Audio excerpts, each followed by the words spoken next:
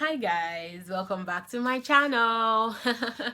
For those of you that watched the part 1 of this video, I really want to appreciate you guys for engaging with it, for watching, and for subscribing, right? So I'm going to be continuing what I was discussing.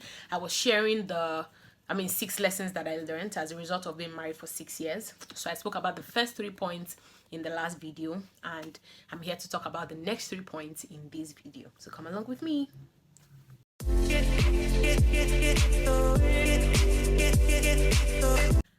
All right, so the number 4 point, right, or let me just say the 4th lesson I learned as a result of being married is it is important for you to make sure that you have a talking relationship. Now, when I say a talking relationship, I'm talking about communication. You guys need to make sure that you talk and talk and talk. It's something that I have learned in the course of my marriage. Now, I have had some relationships prior to getting married, and those relationships were not exactly I wouldn't say they were healthy. Some of them were not healthy, right? Because there was communication issues. So is it that one person was over communicating while the other person was under communicating, or we're both not just communicating at all, right? So for me, communication has always been something that has been very tricky for me. Considering the fact that I'm always very quiet, I just try the best that I can. I don't want any trouble. It's okay. Anything nobody saw is fine, and I just accept it and I move on. But in the course of my marriage, I realized that it's not healthy. It's not healthy. I always try the best that I can to avoid conflict, no matter how upset I am by that thing that you have done, no matter how annoyed I am by that thing that he has done. I always try my best to just create an excuse in my mind and move on. What I was doing as a result of that, I had no clue, was that I was bottling things up in my mind. And it led to some resentment over time, in all fairness, because see, my husband there is a talking somebody. When I say talking somebody, my husband can talk. He would dissect issues, he would talk. And for some reason, for me, I found that to be very annoying, because I'm like, it's not everything that, because the truth is, I always felt like, okay, I won't come in your manila to boju. It's not everything that you see that you must talk about. And I understand the place of being mature and all that. But there are certain things that you need to make sure that you talk about and you communicate about, right? So we had to find a middle ground. He used to be the person that would talk and talk and talk, to the point that even me, that I'm trying to express myself, if I don't feel heard, I will just shut down. And that is me even trying to communicate, when on a normal day, I'd rather not even say anything. No matter how much you have offended me, I'll just keep it in my mind and move on. But unknown to me, I was actually keeping those things in my mind, and it was actually leading to some form of resentment, right? And I also always felt like if anytime I want to express myself to him, he was not listening to me. He was just out to make a point and explain, because my husband can speak English. He's very articulate and analytical and everything like that. And me, sometimes as a woman, maybe what I want to hear at that particular point in time, when I manage to even bring something up, is just like a form of encouragement, not an analysis, because of course I'm in my feeling as a woman. At times we go back and forth at it, and we just realized that our communication was not really fantastic. It wasn't really great. So we had to start working on it and making a conscious decision to start communicating. So when we talk about communicating, 2 things are involved, right? Sharing whatever is on your mind, discussing about your goals, your plans, your aspirations. When there's a conflict, being free enough to express yourself. And the second part is also being a good listener. Listening to understand, not listening to respond. Listening to understand, not listening to respond.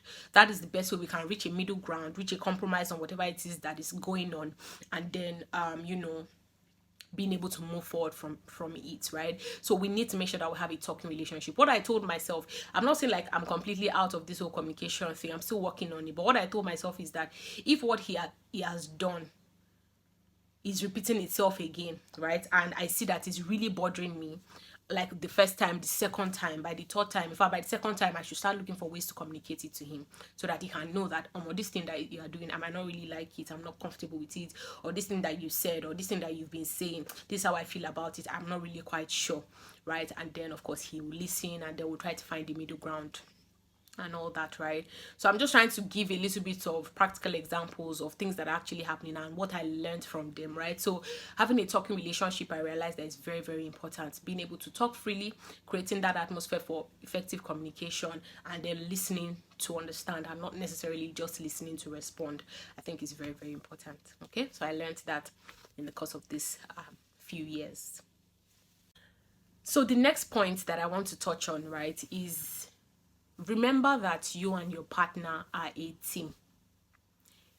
Remembering that my husband and I are a team, right, is something that I've learned as well in the course of the last 6 years, right? Because things are going to come up, issues are going to come up, whether from family members, from friends, as the case may be, right? Even arguments can even happen between you and your partner. But what you need to realize is that your battle is not against this particular person, but you and this person are supposed to work together to battle whatever the situation is that you guys are facing or that you guys are experiencing. Now, that was something that I had to learn as well, right? And it's something that, I've realized that it actually works. Coming together as a team, realizing that you are it. When the Bible says that a man shall leave his father and mother and cleave to his wife, and two shall become one, is actually factual in marriage. And it is something that you guys need to practice. It's something that you guys need to practice, because you cannot just be going at marriage individually. There was a particular couple that I heard that the wife, they said that she had bought land, she had built 2 houses, and the husband had no idea what was going on.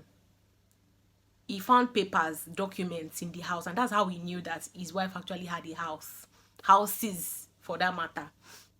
And then, he was surprised, and in his mind, he felt like, he's been open about it now, that recently he changed her car for her. It was not as if it was easy for him, but because it was something that she wanted, she felt like, so the man felt very betrayed. And then she was now for me, I wanted to surprise you. When I heard that story, I was like, oh, Benny, don't surprise me like that. I don't like that kind of surprise. If I don't want to be surprised, if that's the surprise that you want to surprise me with, like, come on. She actually had a full house, so houses. And she didn't tell her husband about it, right? So, you guys need to remember that you're a team. So all your goals, all your aspirations, all your plans, how to manage your finances in your home, if you guys want to do investments, if you guys, do it together and leverage on each other's strength. Do it together and leverage on each other's strength. That's, this remembering that you're a team and leveraging on each other's strength so it's a combined lesson that I learned, right? Leveraging on each other's strengths. Because, for example, now in my own marriage, I realized that when it comes to money, for example, I am more of a saver, right? I'm more of a saver. My husband is more of the spender, right? Now, this thing that I'm mentioning casually is a very major thing that has caused issues in several marriages. In my mind, I'm like, how can somebody just be spending money? And in his own mind, he's thinking, why won't we spend money? So we had to come together to agree, right? So you can't just be going on the path of marriage thinking, this is how I don't have to do my own thing. No. The two of you need to come together and work together as a team. And I realized that the moment we started to work together as a team, things actually became better. Our minds became lighter, because you just know that you have a partner of some sort, that you're going through life together with. So if you guys want to plan vacation together, if you guys want to invest on anything, if you guys want to relocate, anything that you guys want to do, it's always advisable that you work together. Remember that you are a team. You and this person are a team, and always try the best that you can to leverage on each other's strength. Don't judge your partner for being a certain kind of way. Everybody cannot be like you. Everybody cannot be like you.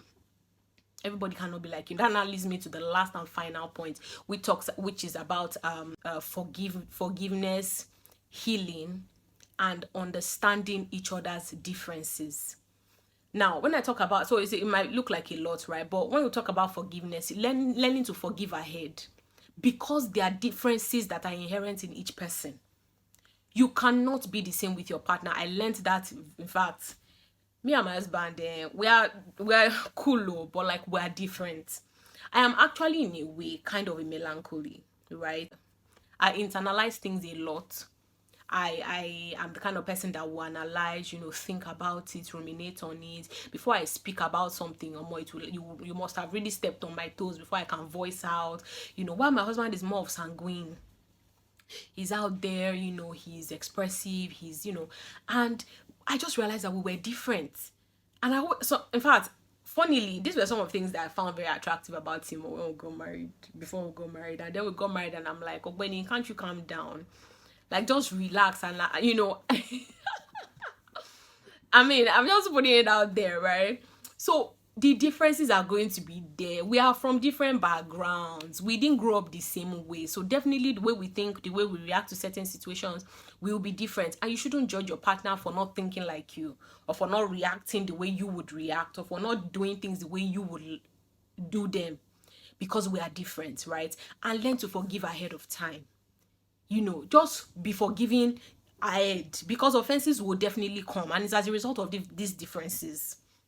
It's as a result of these differences, offenses will definitely come. So forgive ahead of time. It will also help you to be more accommodating, to be more understanding, you know, in your marriage. So these are just, yeah, so that's one of the things that I definitely learned in the course of, you know, these 6 years of marriage. So yeah, so that's just, you know, a few things that I wanted to share. I hope it was relatable, I hope it was practical enough, and I hope you guys were able to learn a thing or two from the videos. So please, if you like the videos, if you enjoy the video, like it, comment, share it with a friend, share it with your brother, your sister, anybody that just recently got married. Let them watch you know, and you know, take a thing or two from it. So like I always say, let me know what you guys think in the comment section, what your thoughts are. Do you find these topics practical and relatable? What are some of the things that you have learned as a result of, you know, being married? What are some of the things that you would like singles to know about, right, before they get married? Or what advice would you have to people that are about to get married? Okay, yeah, so thank you so much guys for joining me today, and looking forward to sharing another video with you guys very soon. All right, thank you so much, and have a great day everyone. Bye.